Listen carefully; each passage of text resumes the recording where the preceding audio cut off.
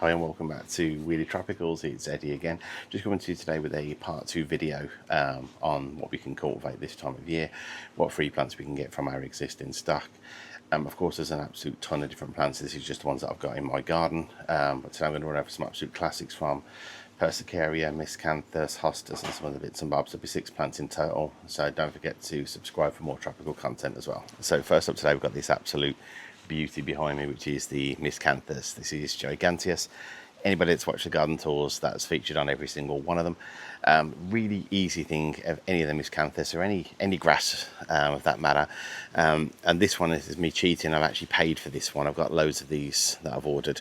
And just to show the process really quickly, essentially if you dug that up, that whole clump up with a shovel, and you just put a spade through it and then potted up the little offshoots, that's literally all you need to do with the Miscanthus. Those will get to full height in one season as well, so it'd be a nice way with the ones that I bought. From one clump like that you could probably make about 10 different plants. Again, they'll shoot off. I planted quite a few of them together, although they do get big, just to kind of get that lush vibe. But I just thought I'd bring you that one just as an example of how to do that, but nice and easy. Any of the grasses that you've got in the garden, perfect time to get it done now and get them potted up. So Persicaria, this one is Red Dragon. This one grows as a bit of a rambler, as I'll show on screen now. It doesn't grow the same as Purple Fantasy, which I thought would be nice across the garden. This one's like a rambler, it goes really tall. It's gone all the way through the bamboo, which you might be able to see behind me. But these are one of the types of plants where if you acquire one, so if you buy one of these plants, you'll never need to buy another one. They propagate so easy. So these things grow honestly insanely quick, and they're very easy to do for beginner. So it's something I think everybody will enjoy because it's a nice easy one with a very, very good success rate. Like I say, with that one, you chop that up into sections, you probably got 40 or 50 of these that you can put in.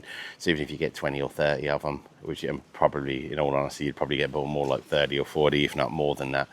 Put some of them around the garden, sell them to make some coin for some other green things to put in your garden. Crocosmia, which are absolutely beautiful. Beautiful little plants they are. Those ones are orange ones. I'm not actually entirely sure what type they are. Those ones are a little bit early at the moment, but I wanted to put them on your radar so you just don't cut them off and then lose the option. What you'll get inside, these are from last year, these odd looking seeds, but there's thousands of them, and I probably planted about 20 pots of those. I'll seal that up. That was last year's growth. I'll show you now what the actual seed pods look like, because they look like little peas and stuff on there. What we're looking for is not when they're like they are now, nice and green. We're looking for when they go brown and a bit twisted. I feel like you can almost hear them rattling, and all I did was I kind of sprinkled them all over, and honestly I had thousands and thousands of those seeds. The one thing to note with Crocosmia though, unlike a lot of the other plants that we're going to feature today, is these traditionally would flower in the 2nd and 3rd year. First year, all you would expect is just the foliage, the blade-like foliage to pop up, and then like I say, flowering from the 2nd or 3rd year. When they're from seed, the colour might vary as well, which I actually quite like. I don't need them necessarily all to look exactly the same.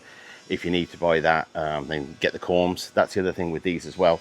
They're extremely easy. If you dug those up now, what you'll find is like a load of bulbs, only really small ones, little brown bulbs in the bottom with their own little root system on, and you can literally just put a spade through them, split them up with your hands and plant them on. They're extremely easy to do, and apparently it reinvigorates the plant if you do those between 2 and 4 years, kind of in that kind of succession. And again, another way of being able to get that. So there's 2 methods with that one that I'm aware of: separate them from the floor with a division, and then also get the seed. So as you should be able to see behind me, right in the corner, there is a Hedychium. I think that was Helen Dillon. I think I was sold the wrong one basically, so I've been saying that it was something else. But every single garden tour, but thankfully there was an expert there that said I think it's Helen Dillon. When I looked at it, it absolutely was. The reason I'm so far away from it, that is spider infested at the moment, and I'm going to be a massive wimp with the spiders. I'm not going in there for a YouTube video. They're everywhere, so I'm going to wimp out on this one that I've actually grown from seed this year. Inside, same principle. You can see that these, although that was grown from seed this year, the pup is basically inside what I would class as a pup itself. So you could easily split that straight down the middle, pull them apart, and you've got 2 plants. As well as that, of course, they go to seed depending on the variety. That's Gardnerianum. which I've really not had any problems with seeds. They're growing really easy. Flowers are fantastic. These I'm now using, although as you can see from the growth habit there, all the way down, it's left and right rather than cannas which go in every single direction. I'm growing these now over cannas, primarily because the flowers on these are scented, with a lot of the varieties on them. I don't know if it's on all of them, but I know on a lot of them they're scented. They grow as tall, if not taller, than a lot of the varieties of cannas, and they don't get canna virus because obviously they're not a canna. And I've lost an awful lot of cannas over the last couple of years. I think I've only got 2 varieties left now that haven't gone through with canna virus from like infected aphids and things like that, as well as buying like dodgy bulbs and stuff from Holland. I've never found any of the things that I bought from like Netherlands, Holland, all that kind of area ever to be successful whatsoever. They're always infested with canna virus. So preach over. Hedychium is now my new favourite as far as that's concerned. Literally, you could split that with a shovel, Persicaria with your hands. I think the rhizomes of these are quite hardy, like the same as cannas, but you can easily snap them on. But on to the next plant. Another tropical garden, absolute classic. The bamboo, literally any type of bamboo. It's ideal to get it done now, this time of year. Reason being, a lot of these will continue to grow the rhizome over winter. And what you don't want to do is, and that will power, by the way, that will power the growth for next year. So you'll notice when your bamboo gets to, the canes stop growing at a certain height, they will not grow anymore that season. You'll get additional growth the season after and the season after. But a lot of people say, oh, I fed my bamboo and it doesn't grow anymore. It won't do. As soon as that canes reach that particular height, you'll wait for the next shoot of canes before the actual growth will stagger up on that one. And then what I do is I cut away all the smaller ones, and then you'll reveal the beast like that one. Again, this time of year is dead easy. You literally just put a shovel in, take complete plants out, plant those on and crack on. Those rhizomes will continue to grow through winter, supercharging that plant. And then when it comes into spring, the last thing you want to do is start putting a shovel in the ground. When the first canes come up, they're actually unbelievably brittle. They're really easy to snap on the new ones. So I've noticed I'll never trim the bamboo back at the start of the year, because the amount of times that I've accidentally just hit a cane and it's snapped. And also when things are in active growth, the last thing you want to do is stunt them. So by giving them any type of shock, by chopping them all to pieces and stuff, you might actually impact on the eventual height that you're going to get that year for the particular bamboo. I'm not an expert by any means, but I've definitely had better success doing it this time of year than in spring. There's far less damage, less shock and all the rest of it. So bamboo is an absolute ideal thing to start splitting now.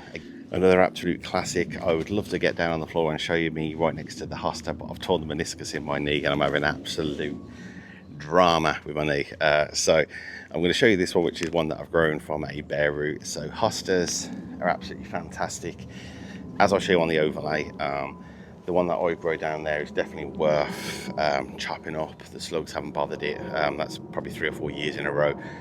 There's the odd little nibble here and there, and they realise I don't like the taste of that one. So that I am going to search what the name of that one is, because it's an absolute fantastic example.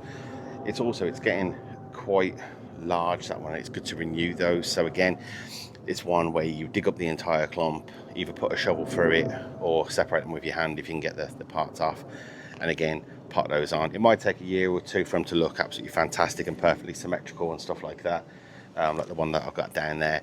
But you know, if you keep the main clump and repot that, and then you just use the little bits that you've broken off and pot them on for a year, they'll look absolutely fantastic. And again, it's another good one for ground filler. And like I say, that one has absolutely not been bothered in any way, shape or form by the slugs, which I cannot say for the rest of the hostas, if I'm being honest. It really depends on, I feel like it's like the touch on the leaves or something. There must be something on there, some like microscopic hairs or something on there that the slugs really don't like, which is not on all of them, because the feel of these leaves is completely different to that one. So other than that, hostas is an absolute classic for anyone's garden. Wicked for all the shade areas as well when you're looking at things. And that one, because it's variegated, it's really bright, it actually brightens up those kind of areas as well. And it's nice to have something that you can use at ground cover, and that's also good for a shaded area.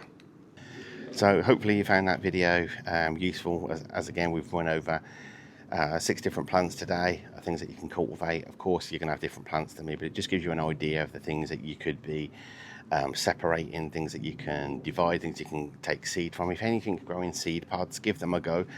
All it takes is a little tub like that. Sprinkle your seeds and then cover them over. If you get free plants from it, bonus. If you don't, you can still use the compost next year. There's physically no risk at all. whether they're old seed, brand new, whatever. Just give them a go, and you'll be surprised how successful you are.